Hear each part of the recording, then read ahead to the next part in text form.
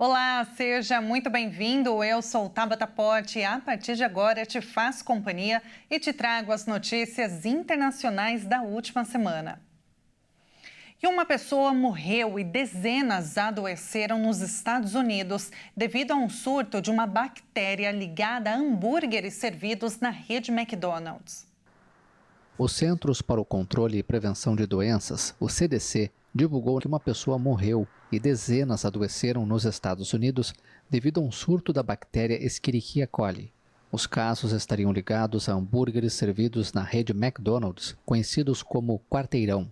O surto começou no fim de setembro e se estendeu a 10 estados do oeste, com a maioria dos 49 casos concentrados no Colorado e em Nebraska, segundo a agência de saúde. A ação da rede de lanchonetes caiu mais de 8% em Nova York nas negociações posteriores ao anúncio. 10 pessoas foram hospitalizadas, incluindo uma criança. Uma pessoa idosa morreu no Colorado, informaram os centros. Todas as pessoas afetadas eram portadoras da mesma cepa da bactéria e relataram ter consumido o sanduíche quarteirão antes de apresentarem os sintomas. Embora ainda não tenha sido identificado o ingrediente que causou o surto, as autoridades se concentraram na cebola e na carne, que foram recolhidas das lanchonetes nos estados afetados. A segurança alimentar é muito importante para mim e para todos no McDonald's, reagiu em mensagem de vídeo Joy Erlinger, presidente nos Estados Unidos da rede de lanchonetes. Tomamos medidas para retirar de forma proativa as cebolas fatiadas que são usadas no quarteirão em alguns estados.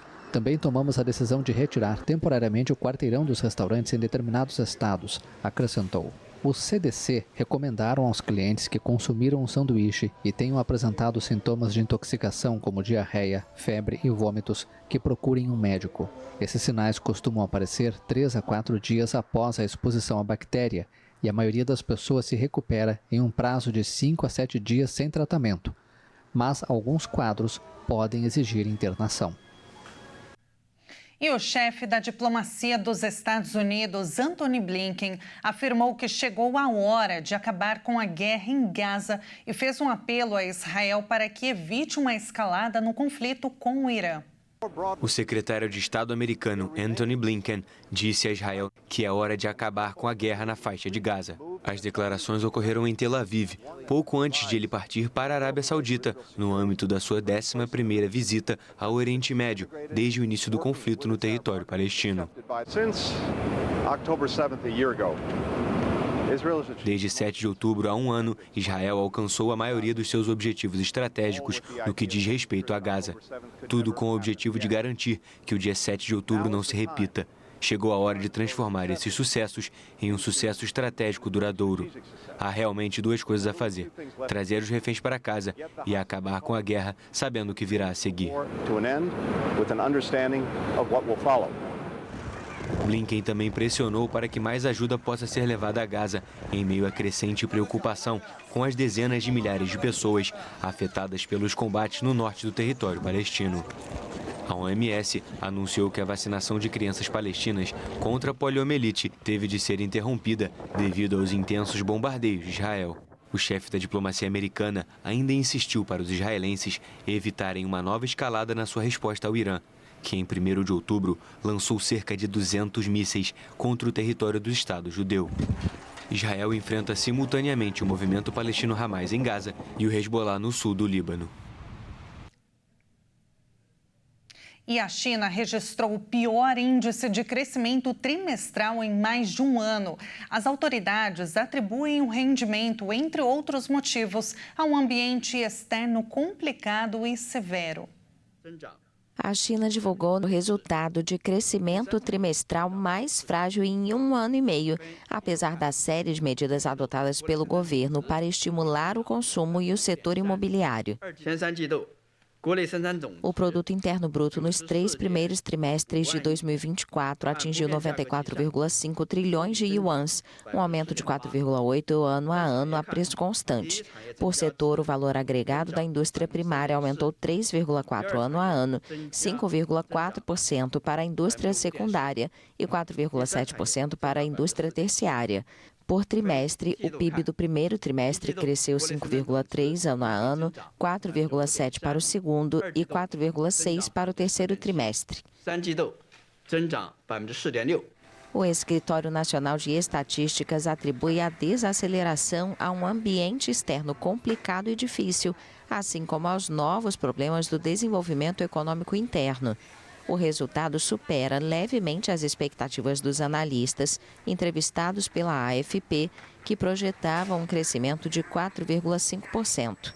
Mas o índice é inferior aos 4,7% do período abril-junho e, sobretudo, representa o crescimento mais frágil desde o início de 2023, quando a China começava a flexibilizar as severas medidas contra a Covid-19. As vendas no varejo, principal indicador do consumo das famílias, aumentaram em setembro com um avanço de 3,2% em termos anuais. O índice de desemprego nas áreas urbanas caiu para 5,1% em setembro, contra 5,3% em agosto. Os números projetam um raio de esperança após uma série de dados decepcionantes sobre a inflação, os investimentos e o comércio. O governo chinês tem como meta um crescimento de 5% em 2024, um número que qualquer país ocidental invejaria, mas que está muito longe da expansão de 2 dígitos que a economia chinesa registrou durante anos. E após registrar queda no ano passado, o valor das exportações na América Latina vai conseguir se recuperar. Foi o que afirmou a Comissão Econômica para a América Latina e o Caribe. O valor das exportações da América Latina conseguirá se recuperar após a queda do ano passado e crescerá 4% este ano, devido ao aumento do volume de vendas de produtos agrícolas, minério e petróleo. A informação foi revelada pela Comissão Econômica para a América Latina e o Caribe, a CEPAL. Isso mostra que as categorias mais dinâmicas de exportações de bens durante o primeiro semestre de 2024 foram produtos agrícolas, mineração e petróleo, que cresceram 11%. Em contraste, as exportações de manufaturados mostraram estagnação que persiste desde o primeiro semestre de 2023. A recuperação ocorre após uma queda de 1% no valor das exportações regionais em 2023, em um contexto de contração do comércio mundial, segundo dados revisados da CEPAL. A comissão estima que em 2024, a região vai reverter o déficit comercial de 26 bilhões de dólares, registrado em 2023, para atingir um superávit de 36 bilhões de dólares. A arquitetura sustentável tem ganhado cada vez mais destaque ao redor do mundo. No deserto do Novo México, nos Estados Unidos, casas feitas com material reciclável, como pneus velhos, garrafas, madeira e barro, dispensam um ar-condicionado. Cada casa é uma obra de arte única. No solo quente e árido do deserto, uma inovação silenciosa está em andamento. Esse é o futuro das habitações sustentáveis. Casas construídas com materiais reciclados. No deserto do Novo México é possível encontrar casas construídas de pneus, garrafas de vidro e latas. Elas são projetadas para serem autossuficientes para produzir a própria energia, coletar a água da chuva e cultivar alimentos. Algumas dessas residências lembram palácios e outras até mesmo parecem com templos antigos. Elas foram criadas há quase 40 anos na cidade de Taos e são casas ecológicas conhecidas como airships. O movimento das airships começou mesmo em Taos nos anos de 1970 pelo arquiteto Michael Reynolds. Segundo ele, o seu objetivo era apenas praticar motocross, por diversão, quando se mudou para a cidade em 1969, mas teve um momento de inspiração. O arquiteto construiu sua primeira casa de latas de cerveja em 1971. Demorou um tempo até que a ideia de Reynolds alcançasse um público. Agora, a técnica atrai turistas do mundo todo para a cidade de Taos. Com um design inteligente que aproveita a ventilação natural e o isolamento eficaz, esses lares representam uma nova maneira de viver em harmonia com o meio ambiente. A temperatura interna permanece perto de 21 graus durante todo o ano e a maioria delas consome apenas energia solar. A busca por essas casas vem crescendo. Os valores variam de cerca de 2,8 milhões a 5,1 milhões. E elas também estão disponíveis para pernoite por mais de R$1.000. Um estudo finlandês revelou que crianças que tomam vitamina D, seja pela exposição à luz solar e alimentação saudável, vão crescer com vários benefícios. O nutriente previne principalmente diabetes e artrite. A luz do sol e uma boa alimentação são as principais fontes da vitamina D, responsável pela saúde dos músculos e ossos. Além disso, ela está diretamente ligada ao fortalecimento do sistema imunológico, que atua na defesa e prevenção de doenças. A absorção da vitamina é fundamental para o desenvolvimento de crianças. Segundo estudos da Universidade McGill, no Canadá, a falta da vitamina, principalmente no início da vida, afeta diretamente no desenvolvimento. A pesquisa levou em consideração um estudo finlandês que analisou mais de 10 mil crianças suplementadas com a vitamina D e os resultados mostraram um desenvolvimento 5 vezes menor de doenças como diabetes tipo 1, lúpus e artrite. O nutriente é absorvido principalmente pela pele, mas com o aumento das temperaturas é bom tomar cuidado. A recomendação é permitir a atuação do sol na pele para garantir a maior absorção da vitamina sempre antes das 10 horas da manhã. O ideal é ficar exposto de 15 a 20 minutos, sem protetor solar, para permitir que o organismo receba os benefícios. Além da suplementação, o nutriente pode ser encontrado em alimentos como leite, ovo, queijo, salmão e atum.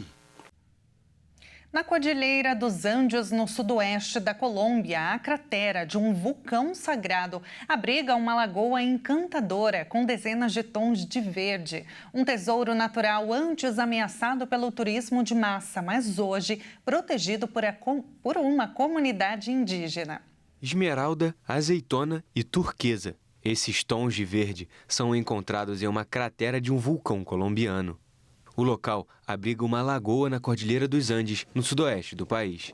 Subir o vulcão Azufral, que está a 4.070 metros acima do nível do mar, no departamento de Nariño, não é apenas uma questão de preparo físico. Alguns membros da comunidade indígena Pastos acompanharam uma equipe da AFP em uma visita. Após 2 horas de caminhada, 3 lagos aparecem no fundo de uma cratera de 3 quilômetros de largura. Os nativos fecharam o caminho aos turistas, então só é possível ir até a Laguna Verde com autorização deles. Turismo desbordado que havia. Se encontraram Devido ao excesso de turistas, foram encontradas fezes nas amostras da água potável, o que agravou a péssima situação. Uma bactéria chegou ao povo indígena e foi a gota d'água para a decisão de fechar a área. Qual foi que já foi o COPE, rebosou a copa, onde já os 3 resguardos tomaram a decisão de fazer o cierre. A região da Laguna Verde tem 7.503 hectares e foi durante muito tempo um dos tesouros mais bem guardados da Colômbia. A modernidade e o turismo trouxeram cada vez mais visitantes a este paraíso natural colombiano. Voluntários da Guarda Indígena fazem patrulhas regularmente para detectar e espantar intrusos. Os infratores são punidos de acordo com as tradições indígenas, com repreensões verbais ou golpes de bengala, dependendo do caso. Pessoas que nós encontramos algumas vezes dentro da área é por desconhecimento. As pessoas que às vezes encontramos na área são desconhecidas. Aos locais que a gente encontra, que sabem que tem a declaração de fechamento, que a Guarda Indígena está aqui cuidando, a gente aplica tudo, impõe os nossos costumes. Nossas práticas são usadas. Nós somos duros aqui. Consiste em entendê-lo e dar-lhe forte aqui. Hoje todos parecem concordar com a patrulha dos indígenas, até mesmo o governo do departamento, que teve alguns funcionários envolvidos na invasão turística. O controle é, acima de tudo, um reconhecimento aos guardiões, os verdadeiros donos das Lagunas Verdes. Um estudo publicado em uma revista britânica garante que os gorilas ocidentais de República Centro-Africana se deslocam em grupo, mas apenas após a votação de indivíduos suficientes. A natureza sempre surpreendente. Os gorilas ocidentais de República Centro-Africana se deslocam em grupo, mas apenas por a votação de indivíduos suficientes. É o que mostra um estudo publicado em uma revista da Royal Society britânica. A espécie se vê obrigada, devido a uma dieta em grande parte baseada em frutas, a deslocamentos constantes e um conhecimento detalhado de sua área de habitat. Eles vivem em pequenos grupos, formados por algumas fêmeas e alguns filhotes, sob a proteção de um único macho.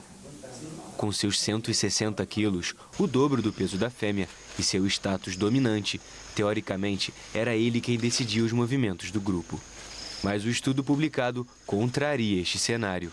O texto garante que para os gorilas é crucial manter a coesão do grupo. Por isso, vocalizam antes de se movimentar para garantir que todos estejam de acordo.